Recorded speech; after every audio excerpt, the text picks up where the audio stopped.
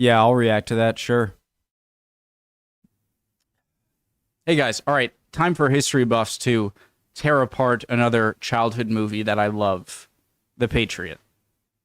Original link to the video, top of the description, preemptive like.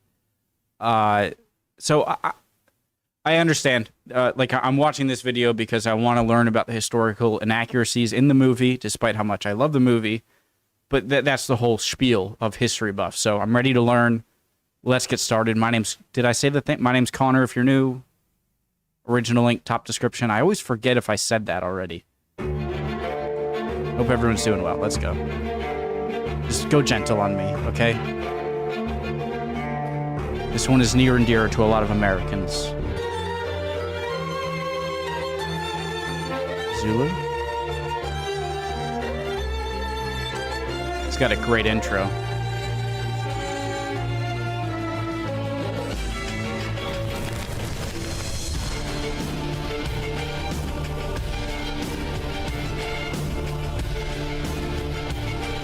Great movie.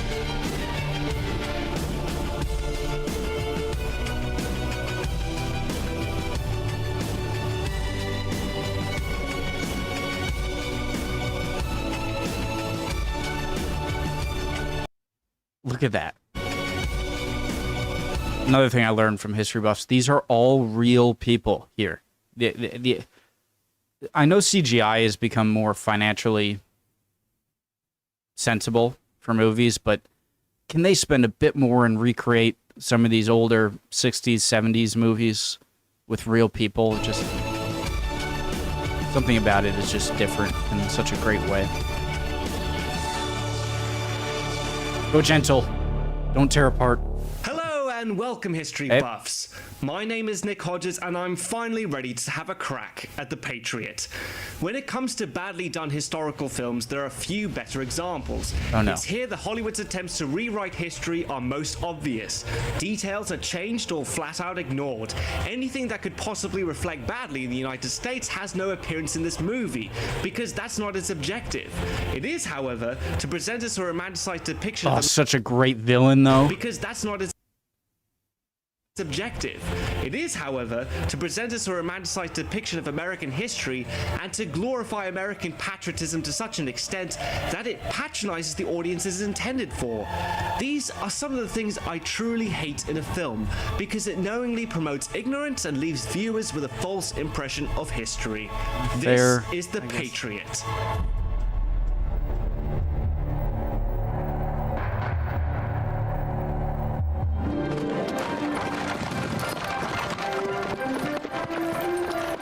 So the film begins in 1776, right before the Declaration of Independence was signed. It was an uneasy time and tensions were high. Something was happening that had never been done before. The very idea of breaking away from the king and establishing a new nation was truly revolutionary, but also controversial. Not all Americans wanted independence from Great Britain, and a line had been drawn between the rebels who believed in freedom and colonials loyal to the crown. America was anything but united back then. What started out as a small revolt in Boston had quickly escalated into a civil war. Yes, I said civil war. From the loyalist point of view, the British soldiers were legitimate government troops. In fact, many loyalists joined the army out of the same sense of patriotism that the rebels felt for their cause. That's fair. That's fair. Yeah, okay.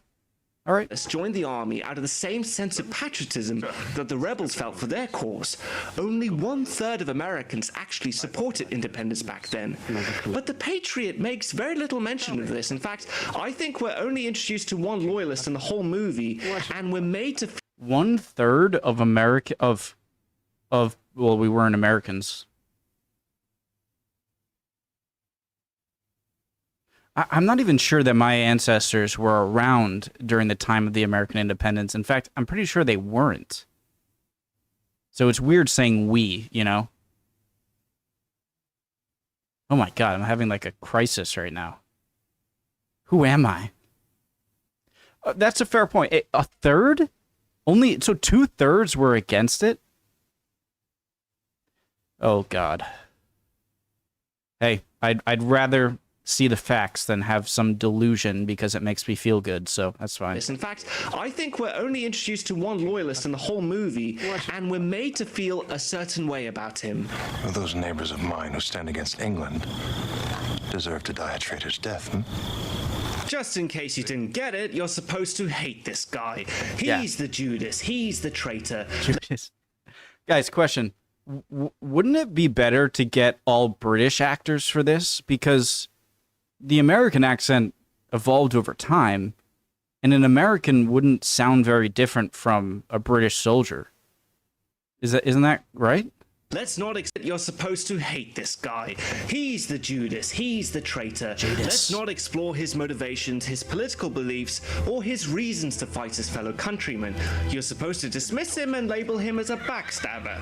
Fair. So anyway, how did this war start? Well, if we left it to the Patriot to explain... If you mean by Patriot, am I angry about taxation without representation? Well, yes, I am.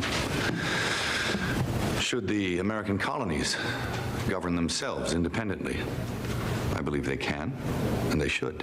And that's generally about it. For the rest of the movie, they just drone on and on about freedom. But freedom from what? Now, of course, taxation without representation was an important factor, but this only begins to scratch the surface of a much bigger picture. In 1763, the British had won a major victory at the end of the 7 Years' War, securing more land and wealth for their colonies. Although this left Great Britain in a position of being the world's first superpower, it wasn't a war they wanted to fight and left them in huge debt. Now, seeing how British subjects in America benefited the most out of this costly war, with more land and more resources, the government thought it was only fair that they be the ones to help with the bill.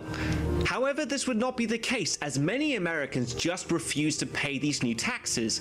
Surprisingly, Great Britain didn't even collect on these new taxes. They backed down time and time again until finally they... Okay, I'm gonna go against him right here.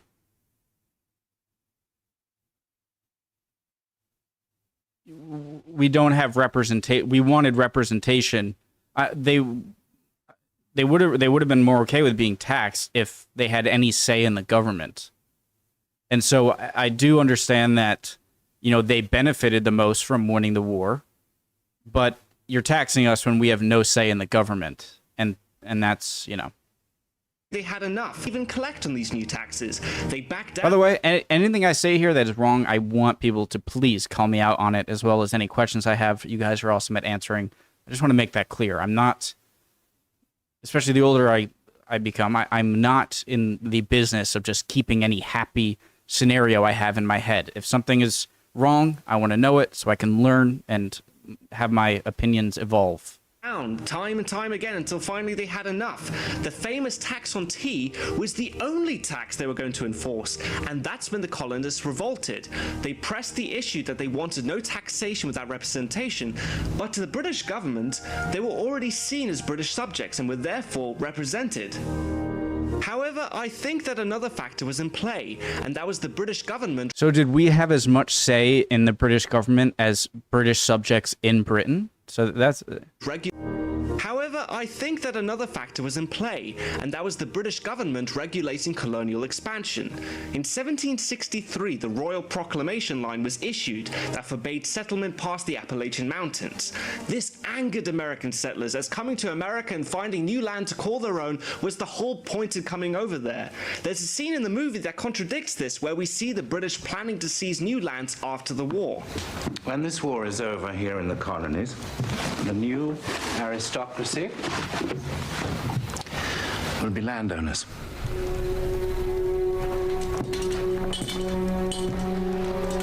Tell me about Ohio. Tell me about Ohio. But Ohio wouldn't be on the agenda because the Royal Proclamation Line reserved Ohio and all lands west for Native Americans. This was that's bullcrap. Like, in hindsight, if you were a native, you would much prefer that the British stay in control than the Americans gain independence, because the Americans had their eyes over here, in hindsight. And the British... So, yeah, if this is true, this is just putting blame on the British for stuff that should have been blamed for the Americans who want to expand. Completely fair. to reconcile with the Indians for past offenses and prevent future hostilities. Now, I'm under no illusion that this would have been a permanent thing and Western expansion was inevitable, but having the Brits scheme about it this early on is just premature at best. So with no immediate opportunity for future expansion or for American representation in Parliament, revolution escalated quickly into war.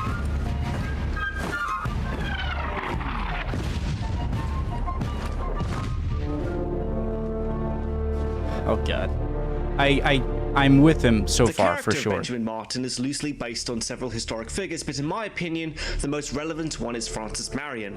Francis Marion was also known as the Swamp Fox and operated in South Carolina during the Revolutionary War. His base of Sec, guys, I'll be right operations back. was Snow's Island. Okay, sorry guys, I had to help out with something. Which operated in South Carolina during the Revolutionary War. Let me go back like 10 seconds. Based on several historic figures, but in my opinion, the most relevant one is Francis Marion. Francis Marion was also known as the Swamp Fox and operated in South Carolina during the Revolutionary War. His base of operations was Snow's Island, which was located in the middle of the South Carolina swamps, not unlike how Benjamin Martin operated from the old Spanish mission.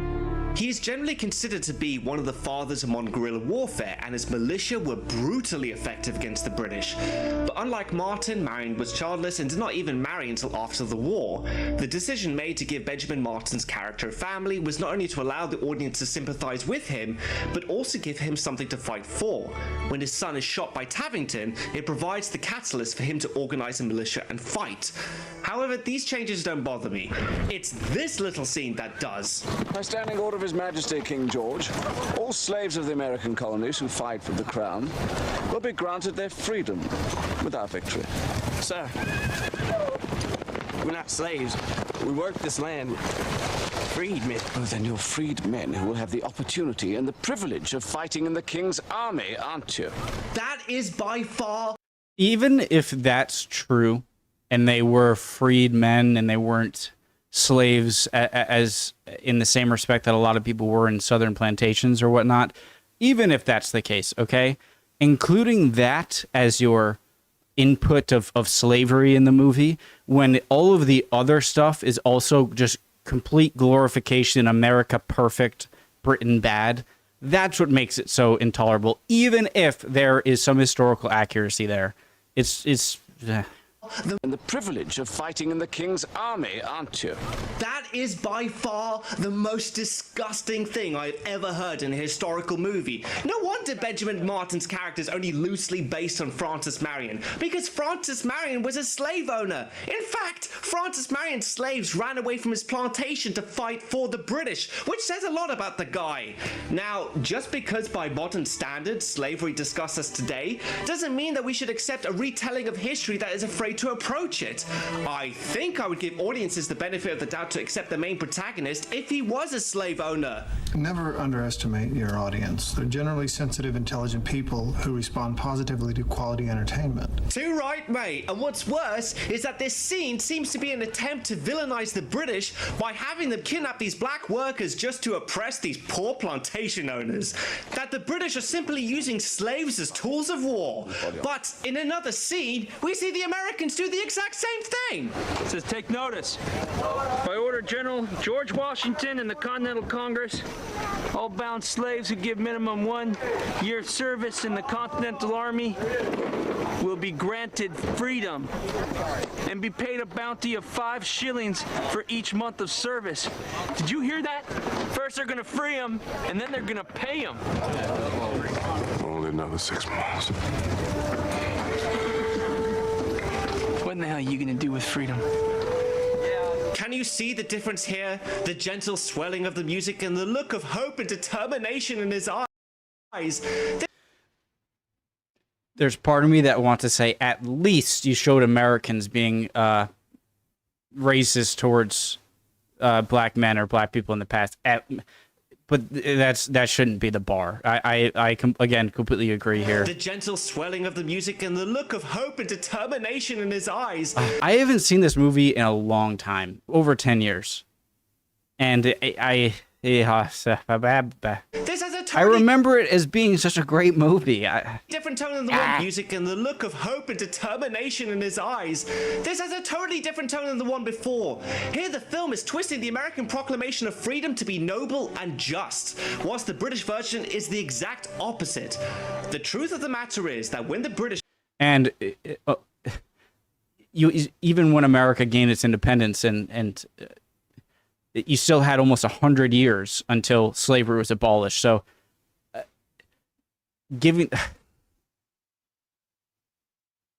it's too much. It's too much. It's twisting the American Proclamation of Freedom to be noble and just, whilst the British version is the exact opposite. The truth of the matter is that when the British first declared their promise of freedom to slaves, it scared the shit out of the Americans. So when they made their offer, it was out of desperation, not out of noble sentiment. Both sides were just as cruel in how they used and manipulated African Americans for their cause. So why is the Patriot biased between one side and not the other, especially if they're both doing the same thing?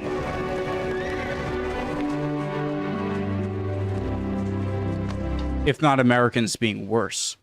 So, hiccups.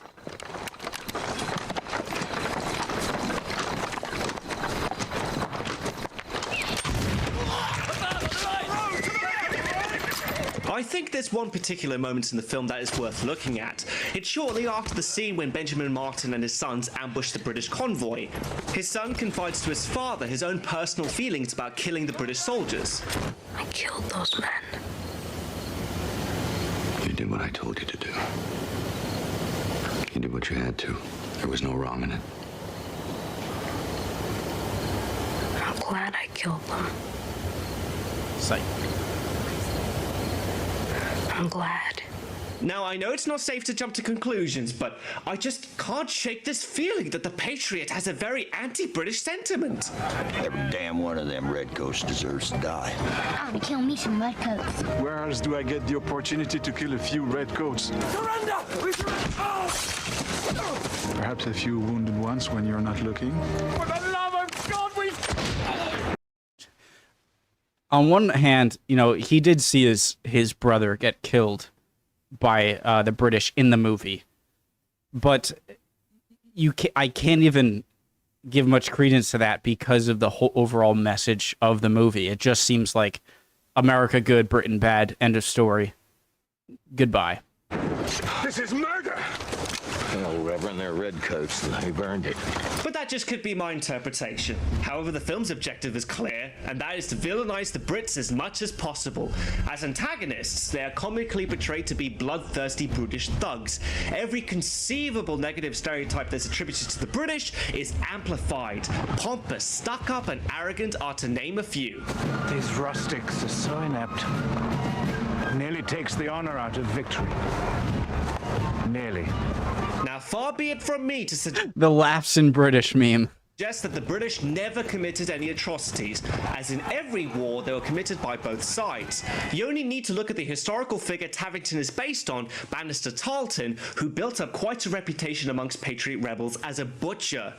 More specifically due to his involvement in the Waxhaw Massacre in South Carolina. Now, what happened is the subject of much debate. During the heat of battle, Continental Army Colonel Buford raised a white flag calling for quarter. At some point, a musket was fired and hit Tarleton's horse, incapacitating him. In a fit of rage, his loyalist cavalry, believing the call of surrender to be a trick, charged into Buford's men and cut them down, including many who still tried to surrender. Of the 400 Virginians, over 100 were killed, and this is where Tarleton's reputation as a butcher was most prevalent. The fighting and following battles grew in ferocity on both sides, and Tarleton's quarter became a common expression for his refusal to take prisoners. He was dubbed the Bloody Band for his belief in total war and was used by American propaganda to fuel British resentment. Okay, this is a big problem that I see in this movie, okay? And yet, yeah, I didn't see it when I watched the last time I watched it when I was like 12, okay? And the problem is that you are like, people are people, and riveting thing to say, I know, but I mean that people act a certain way if they are the ones in charge or the ones that are trying to, say, gain their independence or gain their freedom or whatever, right? And to paint one side as essentially a different species of people that are just rotten to their core and are the bad guys, and the ones that are trying to get that freedom, they're all good guys. People act certain ways. I'm not saying everyone is exactly the same morally, but I think we're much closer than we think. And when you are in certain circumstances, you act a certain way. When you are, a lot of people, when they get rich, they act snobby. When they're less well off, then now they're not going to act in the same way as when they had the power. I think that's a dangerous thing, okay, in both history and in entertainment too, especially history, where we try and point at bad things that were done as the people themselves. There's something genetically about them, whereas it's just people act certain ways depending on the situation they're in, and that needs to be pushed a bit more, because then it makes way for resentment without reason, rather than just hatred, but knowing that people act for their benefit. Does that make sense? I explained that horribly. In The Patriot, however, Tavington's cruelty and malice is turned up to 11. If killing prisoners of war doesn't make you hate him,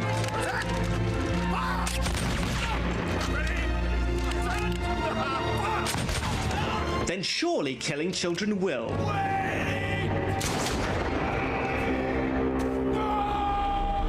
Stupid boy. Now, I'm sure that the filmmakers will insist that these are the actions of a single man, but that's not the impression. By the way, Schindler's List, I think, does pretty well in even something that is much more controversial in portraying a German in the time as like, not all Germans were bad people. That's how history should be shown. You should show people that are extremely evil when they're in high ranks in around concentration camps and stuff like that, which they did, and also show that people are a product of the circumstances that they're in, and you aren't like, German doesn't equal evil, right? People did evil things in Germany, and Schindler's List, which covers a much more controversial topic, is able to do that where something like The Patriot can't, Left with audiences, or isn't willing to do. Of a single. And I'm not comparing British soldiers in Revolutionary War to Nazi Germany soldiers. I'm making a point, you know? Man, but now I'm sure that the filmmakers will insist that these are the actions of a single man, but that's not the impression left with audiences. What Tavington does reflects on how the characters and audience view the British. See, there's a difference between taking creative liberties in order to drive the plot of an historical film to simply making shit up, which brings us to what is perhaps the most controversial part of the whole movie. This town was given aid to Benjamin Martin and his rebels. I wish to know his whereabouts. So, anyone who comes forward may be forgiven their treason.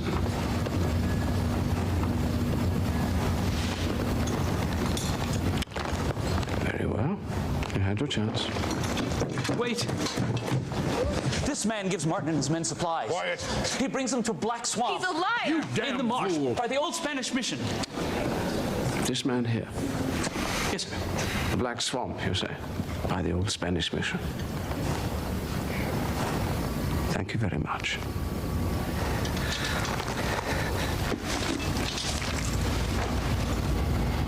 Shut the doors. This is insane. I remember this part. You said we'd be forgiven. And indeed you may. That's between you and God.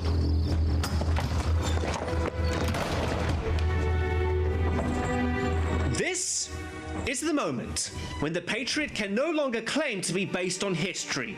This is so over the top. Like, I believe there was an atrocity committed by the Germans in France during World War II that was akin to this, and it was this horrendous thing.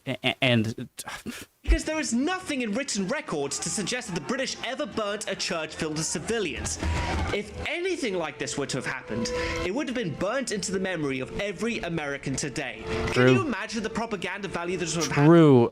We remember the Boston Massacre when like 5 people were killed, but we didn't remember something like this. Like, come on. The Patriot cause back then?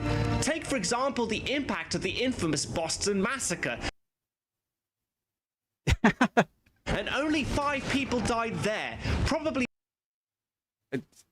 Okay. Yes. Exactly. Making it the most unmassacry massacre in the history of massacres.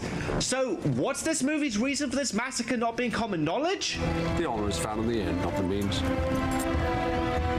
This will be forgotten. No one forgets stuff like this. To find anything even similar, you can't even look at the American War for Independence, but at the Second World War. On June 10th, 1944, a massacre took place eerily similar to the one presented in The Patriot.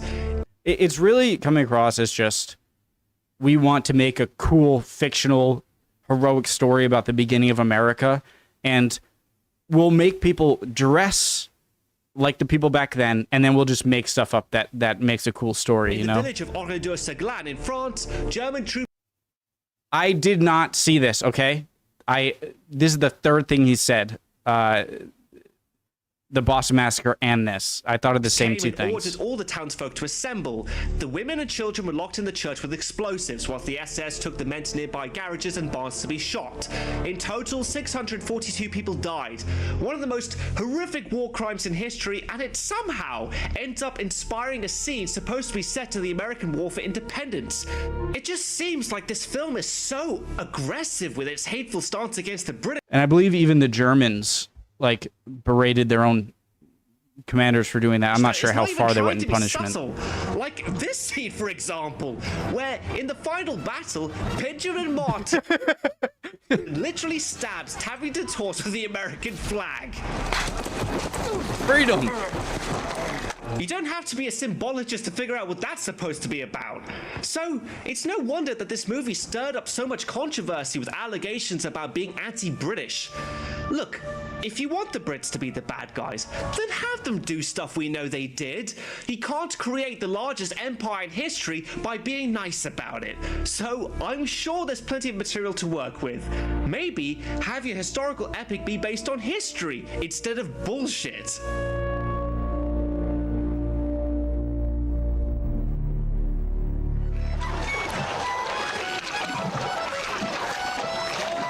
Potential hate-mongering aside, there is one final thing that needs to be addressed with The Patriot. Now, while it's not nearly as offensive as its depiction of slavery or fictional atrocities, it's definitely worth at least thinking about. It's pretty clear that The Patriot was made to celebrate some of the best qualities America stands for today, particularly its beliefs in equality. If we win this war, a lot of things will change. What will change? They call this the New World. It's not. It's the same as the old. But we'll have a chance to build a new world. A world where all men are created equal under God.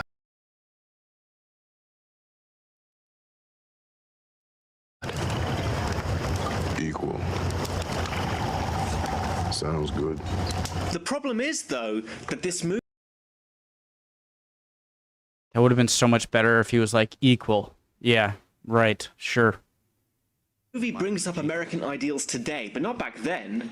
In 1770, it's an American propaganda film. It just is. I don't remember it being that way, but I was young. The Declaration of Independence stated what many Americans believed in and fought. I was just like, America, awesome, yes. In 1776, the Declaration of Independence stated what many Americans believed in and fought for. We hold these truths to be self-evident, that all men are created equal, that they are endowed by their Creator with certain unalienable rights, that among these are life, liberty, and the pursuit of happiness. But unfortunately, exceptions were made, and in reality didn't apply to all Americans. Most of the African-American rebels who fought for independence were never given the freedom they were promised. It really shows you, like, the mindset that they had in the time that, like...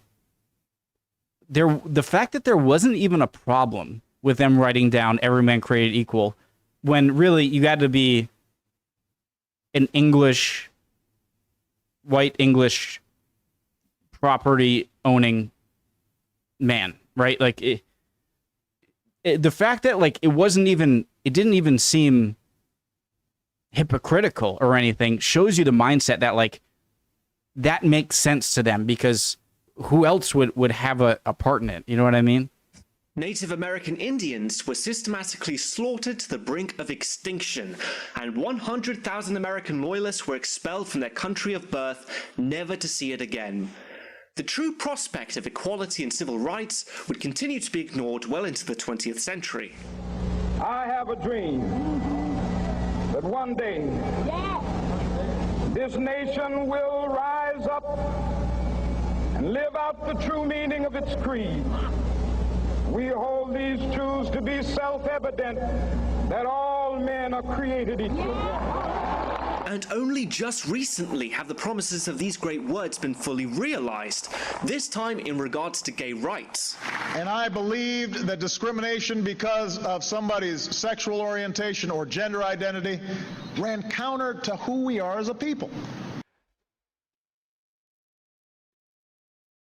Most cultures around the world, America, I think, likes to consider itself like more free and accepting. There is a sort of, I don't want to put down the actual intentions that, you know, the creating America had. Like, I want to make sure, like, stuff can't just happen overnight, right? Expecting any of that in history and judging it by today's standards, like gay rights, for example. True, gay people not given the same rights, like marriage and stuff like that, and discriminated against. But that's going to like reaching a standard that just can't be attributed to lies that the founding fathers told. So I think I get the point, and but it's a violation of the basic tenets on which this nation was founded. I believe that gay couples deserve the same legal rights as every other couple in this country. The real truth history tells us is that independence did not automatically result in a great America.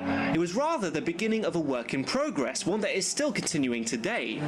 My problem with the Patriot is that it's not a true representation of American history, and it's quite clear that it's not because they didn't do their research, because the battle scenes, the sets, and the costumes are extremely well done. What is wrong is when filmmakers distort and fabricate history when they find things they don't like, shaping the truth to be what they believe it should be, and by doing so, promote misconceptions and ignorance to audiences everywhere. fair. Well, that about Really good wraps video. it up. My name is Nick Hodges, and thanks for watching, History Buffs. Great video. History Buffs is fantastic. I definitely have a little different view on the Patriot now. And he made really good points. I think there are a few things I kind of talked back to and disagreed with, but vast majority, yes, this is an early America patriotic propaganda film. It just is. Love y'all. Hope you're all doing well. Would appreciate any comments down below. Did I say anything you disagree with? You could answer any of my questions. You guys are always awesome with that. Love y'all. Hopefully I'll see you guys next time. We'll keep learning. Bye, guys.